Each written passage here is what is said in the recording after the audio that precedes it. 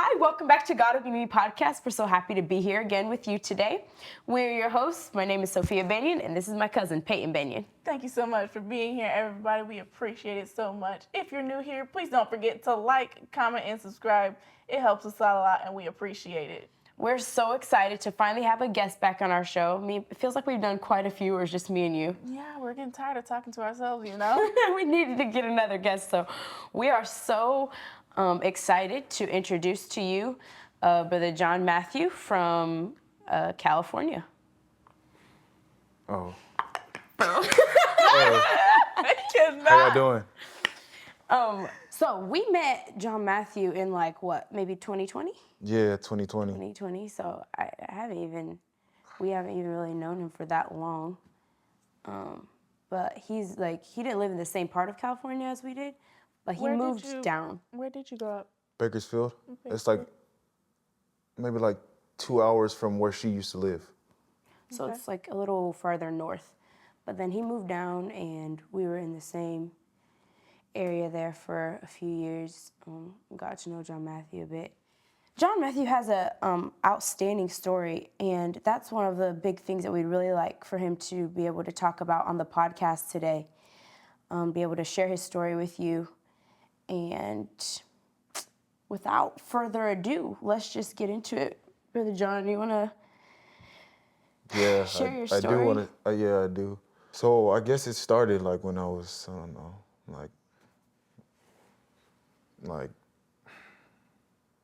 the trouble started actually when I was 12, 13. I was in middle school and trying to fit in because I didn't grow up how there's some black people that didn't grow up with a dad. I had both parents, so I was doing good for myself. But when I went to middle school, all that changed because in order to be in the set and in the group, you have to be like them. Right. So I had to try hard to be like them. So I had to do things you know what I'm saying, to get my name up there. I had to fight. I had to. You had to do extra. I had to do super extra. I got to act like something I wasn't. Cause to be honest, I was kind of a nerd back then. Really? Yeah, I was a nerd. After that year, I had to change something. I'm like, you know what? I want my voice to be heard. So I started being a comedian, like a class clown. I was gonna say, were you the class clown? To make people laugh, and I used to get in trouble for it. I got expelled. I ain't never finished a whole year of anything. Are you serious? I mean, since 6th grade, no, I have not. You always got expelled some point through? I do got a funny story. I did something dumb. So both years I was in high school. My mom worked at the same high school, and I kind of felt bad about it. I'm gonna just be quite frank with y'all. I kind of smoked in the classroom. I smoked right in the classroom. I didn't think the teacher was gonna smell it. I don't know what was going on in my mind. So I lit whatever. My friend lit the blunt or whatever and smoked in the classroom. So I'm like, okay. And they call him out. And I'm like, okay, he ain't gonna tell on me. And then he told on me. And then I got expelled. And the whole thing was because my mom was there. So I'm like, oh. This is gonna be a bad rap on her and then whatever. So it's I felt bad. So I had to go to Stockdale. It was the rich part because I guess that's where I could have went. Cause I had enemies too, so that's why I went, right? And then Stockdale, I got expelled from there too, cause I took a Xanax or whatever, and I pulled the fire alarm, and they expelled me from there too. So I had to go to community school. I got locked up for my first time in freshman year, so I was locked up in How long? at least 6 months. So I got my first tattoo. So I got my tattoos when I was 14. I got this one when I was 14. That's young. Was that a friend who did it for you? Yeah, so I had my Xbox. I had an Xbox 360. Oh, actually, an Xbox One. And my mom just had got it for me. I'm like, no, I want a tattoo. And it was not the equivalent of a tattoo. I think I got played, to be honest. Yeah, it was $200. The whole thing, and this tattoo worth none. So I'm like, whatever. I got a tattoo. But yeah, I was locked up, and then So you were in juvie for 6 months? I was in juvenile hall from 14 to 18 years old, like just on and off, like Just the whole time? the whole time. Like I didn't, like I said, I never really finished. I finished high school in juvenile hall. Like I graduated high school. So I got my diploma. Are you serious? What were you getting locked up for at the time? Smoking or whatever, smoking weed, and then I failed my drug test, so I went back and forth. And to be honest, like when I was in school, I used to like I told you, like I try to fit in, like low key kind of get bullied. So like I had to have my voice heard. So I'm like, okay, I'm about to do the wildest things, so they will remember me. So that's what I did, the wildest things. But it's, you know what I'm saying? Like at the end of the day, you look dumb anyways. And all I wanted was some friends, so I joined a gang. Like it was just like a little clique, whatever. Clique, it was just like a little street. It wasn't a real big gang. I joined it for like, I guess, I don't know, a couple months. And then there was a bigger gang that I was friends with them, you know, acquaintances. And they were like, in order for you to keep hanging out with us, you gotta be part of it. You can't hang out with us no more. So I'm like, okay. This was all happening in freshman year though. I didn't tell you this was happening in freshman year. So this is you're when I still started. 14, right? So I'm 14, I'm doing all this stuff. I'm joining the gang and fighting and stuff like that and trying to, like, you know what I'm saying? Like some people, they try to look for a friend. They try to look for a group to be a part of, they be accepted, so they join the gang. Or they join somebody that'll have their back. Like that's all I wanted. I wanted It's a somebody. brotherhood. I wanted somebody to be there and be like, yeah, bro, I got your back. I'll pull up or I'll come when something happen. Like, just call me. Like, I wanted that. Like, I never had a big brother or I only had a sister. And growing up with a sister, it's like, you can't really do much with a sister. I mean, What? you can. I'm not saying that. I'm just teasing. What I'm saying is like, you can't really like get in a fight with a sister like you can got with you. with For my sure. brother. Like, For sure. For real. but I do confess that I kind of, me and my sister, whatever, I was playing around with her. I was swinging her around with my arm. I don't know what I was doing. And Is she younger than her you? tooth got knocked out or something. What? Her front tooth, I'm like, yeah, I got in trouble for it, for real. Good. Not your sister's tooth My out. sister, yeah, I don't know how it happened, but I remember that I knocked my sister's tooth out. I'm like, man, this is crazy. But back to what I was saying, so freshman year, this is all happening. So I'm like, okay, yeah, I'm in a gang, whatever. You know what I'm saying? Like the drugs. That's where the drugs started right there. That's where I really started getting on drugs. Like I smoked spice from. It's like a weird drug. It's like some kind of like spice is like a man-made drug. It's not like weed, like you can grow. It's like man-made. So I smoked it, and this is my first experience with it. So I'm smoking it, right, and I'm thinking it's weed. So I take long hits, and I start tripping. I'm like, ooh. So there was like a fence behind me, and I leaned back, and then whatever my friend had told me, like, bro, there's a bunch of ants right there, and like I'm like, for real? And then there was like all over me. I'm like, oh no. And like the next day, I kid you not, like I felt like there was ants on me crawling. I'm like, oh, bro, I'm tripping out here. So you like just kept feeling that feeling of ants into the next day? Yeah, for real. Because I was like, because of all the ants that was on me, I'm like, oh, nah, these ants. So, and it was kind of hard on my parents too, because, you know what I'm saying, like, I'm good, but I'm not gonna lie to you, like, some people be like faking it, like they act like they didn't grow up with a dad, like how they act. Like, nah, you have both of your parents. Because some people trying to be hard and they have both of their parents. Like, I know some people try to be hard because that's what they know, and some people try to be hard because I guess they want to fit in. And I felt like I was trying to do that.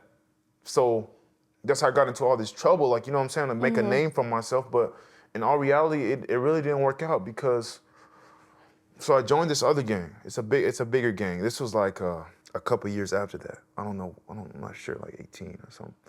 So I joined a bigger gang. And this is like the West Side Crips. So like this little clique that I was from, it was just a little fighting and whatever. This other one was like, they really shooting people out here, like, ooh. So I joined it, whatever, I was part of it. And you know, you in juvenile hall, you can't let your you can't let your hood down. Like, you gotta represent. So I did that sometimes. But to be honest, I don't think I was really about that, to be honest. Like, I just like I told you, I wanted to be part of something. I wanted good a bunch of friends. people around me. Like, I wanted like some big brothers. And I felt like that was the wrong way to come to it. Like, people get shot or whatever. I seen that. And I seen people fight and stuff like that. Like, but I was a troublemaker, so I'd always get disciplined. Like, By the gang? and like when you get 3 disciplines, you're off the gang. So I did my 3. I got 3. So I kind of got like booted, kind of, because I was doing dumb stuff. To be honest, I was crying because like I saw all the homies I had. Like, I was like, man, I ain't got no one. So I started to like kind of resort to like bigger drugs. Like, I used to do like Percocets and these little blue pills, these Perc 30s, and I smoke them on foil. And it's kind of like close to heroin. Like, it was addicting. I used to do like meth and stuff. In reality, to be honest, when I first started, I was, I guess, smoking to be kind of like with everybody, but after a while, it became an addiction. Like, it wasn't just a cool thing no more. It wasn't social. It grabbed onto me, and like, me having that addiction, like, hurted other people, like my mom, my dad. Like, I'd steal from my own family just to fulfill that need. I would sell things and I steal from my own homies, like, and they're like, bro, you the homie, why are you stealing from me? I'm like, bro, I gotta get high, bro. I can't function without me getting high. So You were desperate, huh? to be honest, like, the person you see now, like, if you would have seen me like a couple years earlier, you'd have been like, and you would have seen me in the streets or whatever, you're like, he's not gonna make it. Cause like the way I was going, like, I had people looking for me and like trying to kill me and stuff like that. I was out hiding and like that. And I moved to, so this is another story. I moved to Delano with my aunt. So I moved over there with her. To try to get away from stuff? I tried to get away from it, but everywhere I got, just because of myself, from me getting high, like, I would make huge scenes like everywhere because I was so high. And people would like not like that. They'd be like, bro, like, you need to calm down. Like, I'd act super different. I got a bad rap with my name. I'm not gonna say what it is, but I did something dumb. And it messed my whole, like, everything up for me. Like, I lost my friends. I lost everybody. My only people were there was my family. Like, no one wanted to talk to me because I did this thing. I didn't have friends. Like, everybody left me and I was just alone, and I was so mad. I was so mad at the world because I didn't know how I was gonna get out of it. I didn't know what I was gonna do. I didn't know how to get out of that. My parents would do all they can do to help me and like they were supporting me in my drugs, and I'd get mad at them because they wouldn't support me, and it hurt them, and they'd cry, and they'd like really like, my mom would be looking for me in the streets, and like she'd be everywhere. Like, I'd just be out the streets, just running the streets. Like, that wasn't me. I wanted to be somebody. Like, you know what I'm saying? Like, I wanted to have an identity. Like, I wanted to be noticed in the streets. I didn't want to be like that nerd I was telling you about. Like, I didn't want to be a nerd. I wanted to be some kind of hardcore gang member. So that's what I did. And I mean, I was in and out with just women and stuff like that too. And I met this girl. I mean, she was doing her thing. And I guess I don't know what spontaneous idea I had to be like, I don't go, like, try to be a pimp or something. So I tried to take that role on, and then I did it for a while. Eventually, like, it didn't work out no more. I mean, because to be honest, like, when I was doing that, like, this girl she was different. Like, I don't know. Like, when I was doing that, like, I would never pay attention to her. I would, like, just care about the money that she made. I'd take it and just like, spend it on myself and stuff like that. She's like, we need to save it and stuff. I'll be like, no, I'm gonna spend it or whatever. I'm gonna keep it.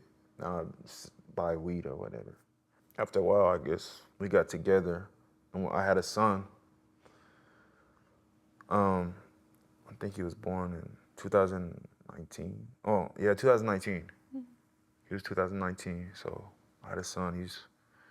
He's 4 now, but like I said, those drugs, like, it keep me away from my son too. Like I used to beat on her too. Like I used to fight her or whatever. We used to fight.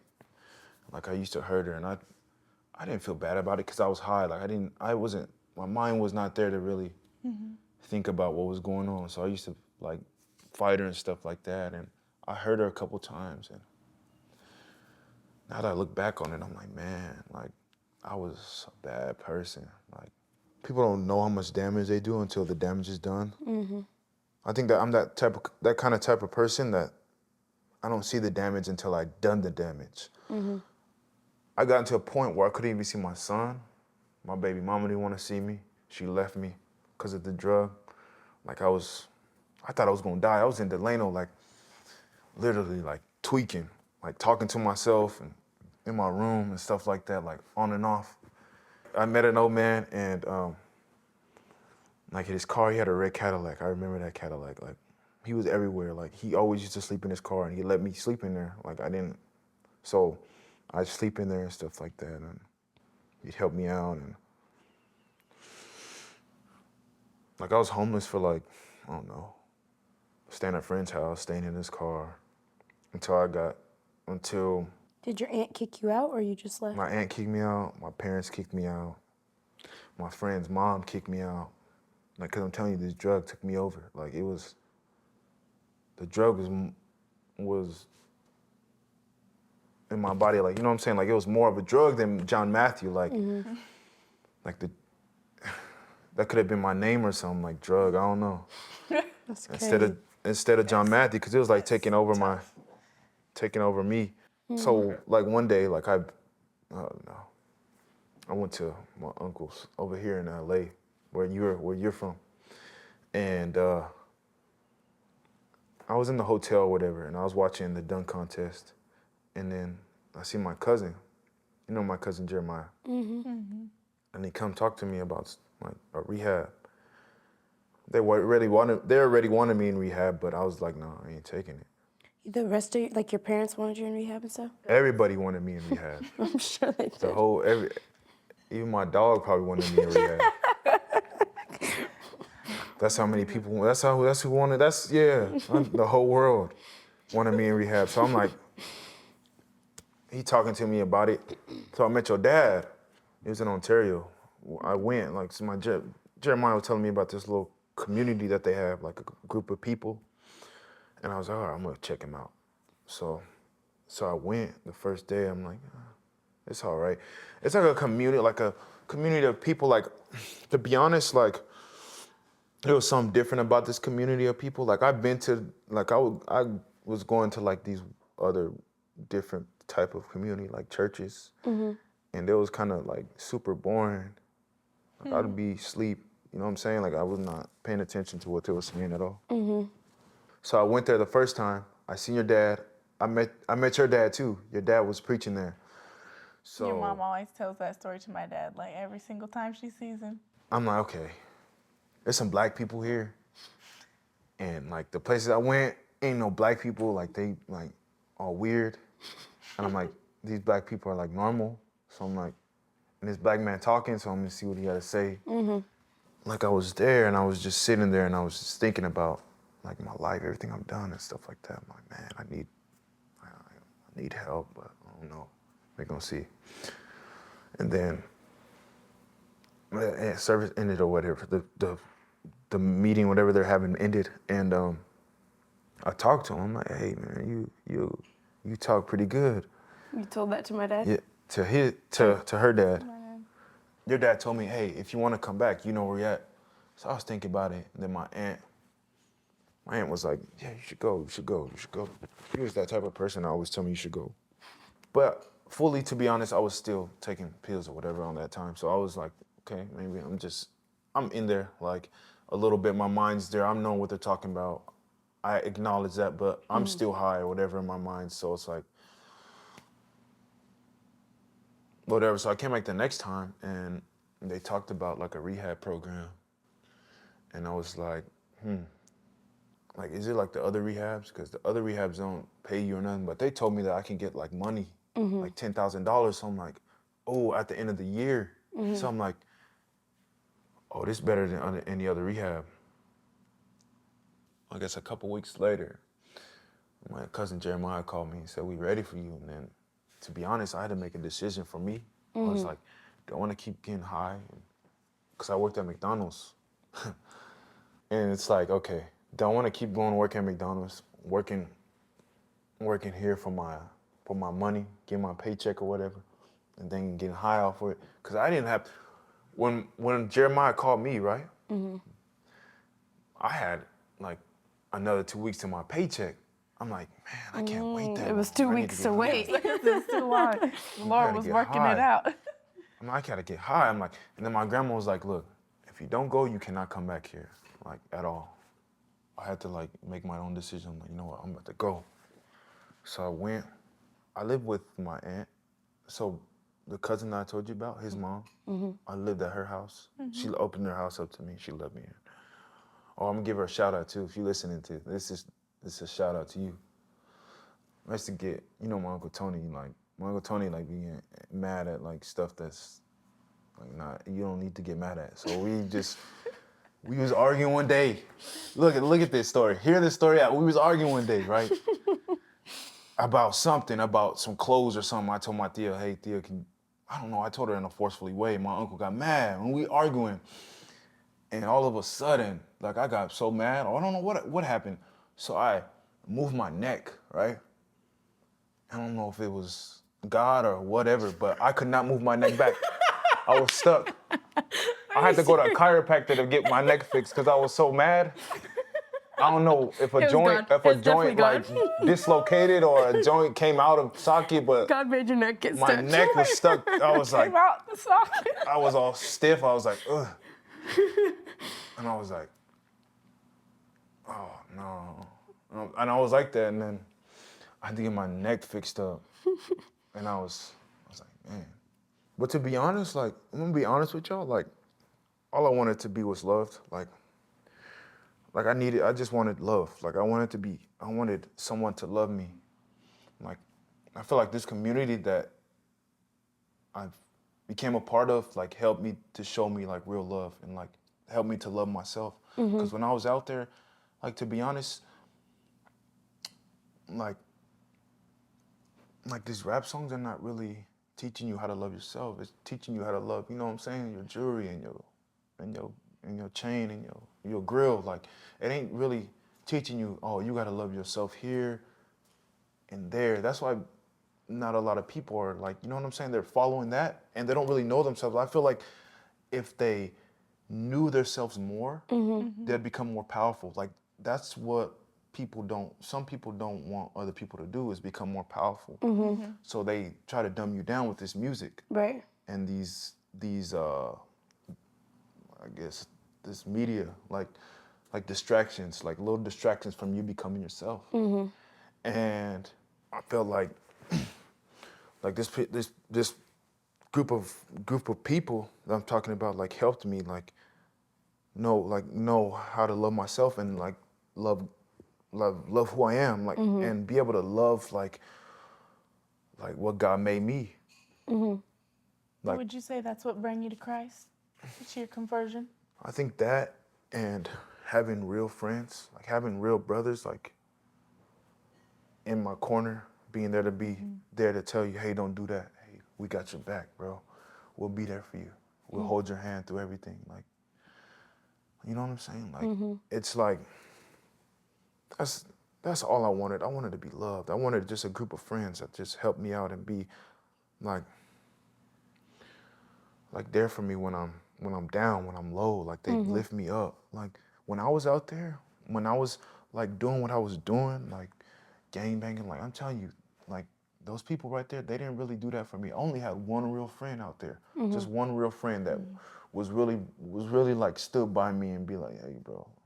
Everybody else was like, you know what I'm saying? Like, you had to fight to you had to fight to get respect. You couldn't just be yourself and get respect. You had to fight other people. You had to fight. You want to show who you are? Go fight the enemy or get off on them or fight them. Like, and then we'll see what you about. But until then, you're square to us.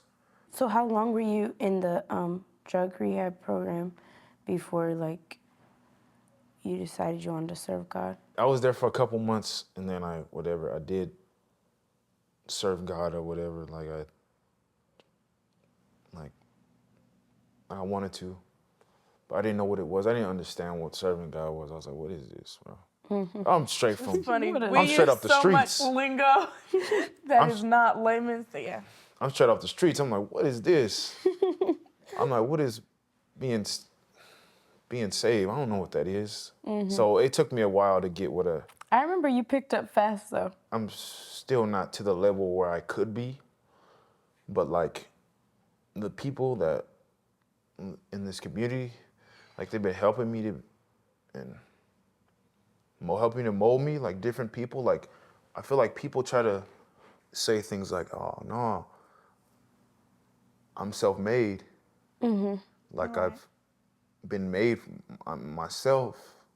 Like, nah, you had a people around you that made you. Right. I guess what I'm trying to do is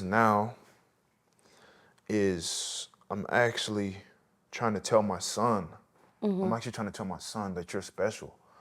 Like, you know what I'm saying? Like, I'm not saying I don't give credit to his mom. His mom, I don't know what his mom doing, but me, like I try to tell him that, like, son, like I love you, you special. Like you're somebody. Like I tell him, even if he's 4, I know he don't fully understand it, but I'm gonna keep telling him that. They know more than we give them credit for. So yeah, they're gonna be like, okay, maybe I am somebody. My dad says I'm somebody, so I'm somebody. Right.